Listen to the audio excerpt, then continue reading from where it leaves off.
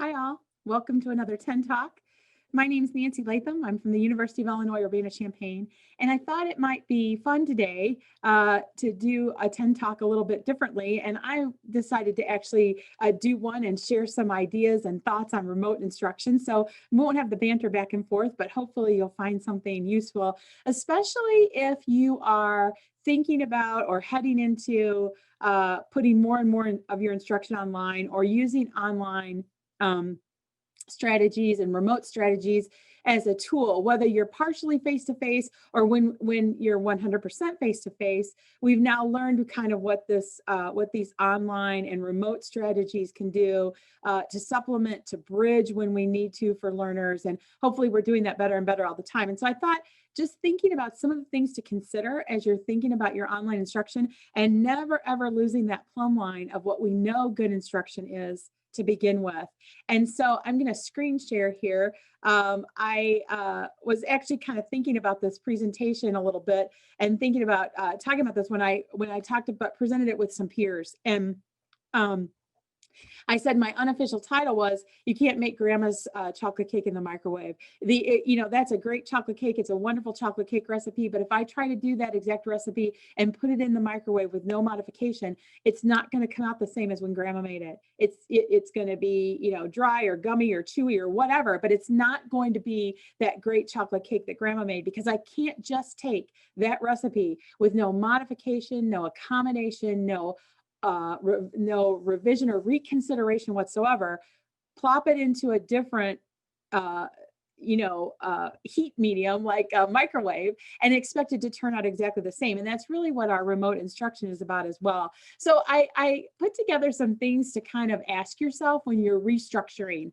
whether it's partially, fully, what percentage you're restructuring at. But we really, when we think about remote strategies, we have synchronous opportunities and asynchronous opportunities. And then we kind of have independent or grading kinds of opportunities as well. So really thinking about what content, as you switch that, your content stays the same, but what content could you deliver now synchronously versus how you did that maybe before, or how you do it when it's face to face. What can be delivered asynchronously? What can be delivered via projects or assignments? As we often talk about with the flipped classroom, it may be very different than it was before when you really kind of block that out.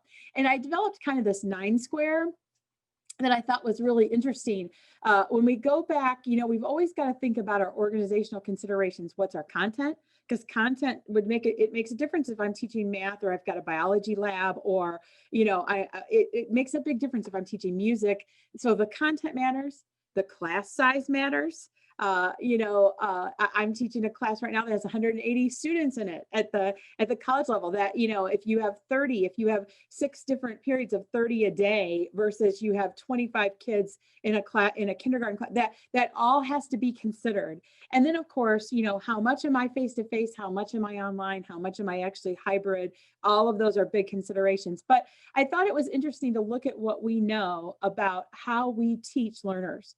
Really, the real truth is, no matter what the age and no matter what the content, hopefully we're using all 3 tools in our toolbox that we have to teach them. And we can teach them through whole group strategies, through small group strategies, and through independent strategies, right? So whole group is going to include all the things we're used to, direct instruction, um, uh, it just music, movement, for younger children, just all of the direct instruction strategies that we use. Small groups sometimes would be considered labs and hands-on and things we actually have them doing and digging into.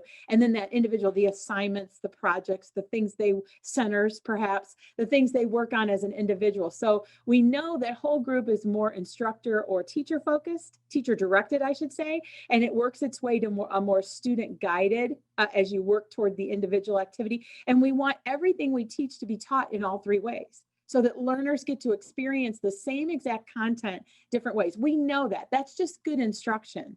But in this new consideration, we also have to think about almost a continuum from student guided, independent, or asynchronous kinds of things, a spectrum, all the way to teacher directed, synchronous kinds of things that we can do in the remote environment. And so it's interesting to think how your content, when you really take apart your content, where does it land best? And it's okay if content is in multiple squares, because we want to teach things multiple ways. So, you can see here, if it's in this square, I must think that that content is really best taught individually, with through the individual experience, with the individual just practicing individually. And I could also teach it could also be asynchronous. I don't have to do it synchronously. It can be completely student guided and student timed, and they can have some freedom in that. And you can see that if you go out from here, this would be more of a student guided or individual kind of activity, but maybe there's some synchronous elements to it. Maybe I add some office hours, I add some coaching hours. There's some live time that I add in there as far as my remote choices. And then you can see out to here, it's synchronous activities, but we're meeting, it is an individual activity. So maybe I'm meeting with a student about their research paper or their project, or we're meeting, it's synchronous. I'm driving what we're going to do, but it still is an individual activity. And then you can see how you work your way through what content should land here. It's best done in small group, but can those small groups work through teams or other things I arrange to work independently? The small group is operating independently and asynchronously all the way through synchronous. And so I just think this is a really great, like I said, a 9 square to plot out your content with what's remaining at the plumb line, what you know about great instruction. And now we've added this whole range of experience from asynchronous to synchronous. And so I just think it's a good idea to think about your content and where it best fits. And I'm going to move in. I'm actually going to do a part 2 to this one and talk a little bit about organization. I think one of the things we're seeing a lot is that students, no matter what the age, sometimes it's parents for those younger ones, but students, no matter what the age, we don't want to frustrate them with further we don't want to frustrate them through the technology. We want the technology to be part of the experience and be a tool, but organizing everything is really going back to what we all know about good classroom environment.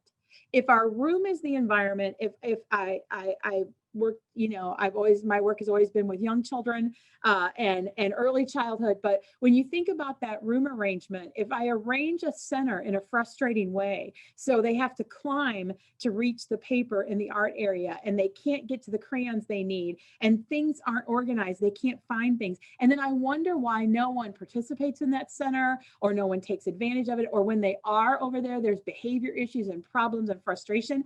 That was my problem in the setup.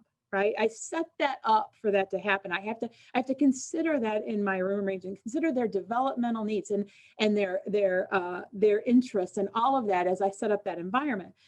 The remote environment is the same. So the part 2 of this is really going to talk about how are we going to set up our remote classroom? How can we organize it so that it meets their technology development, their developmental technology level, their developmental level, it meets their needs and their interests, and it's engaging. So if this one kind of got you thinking about your content, take a look at that one when you think about how to organize it.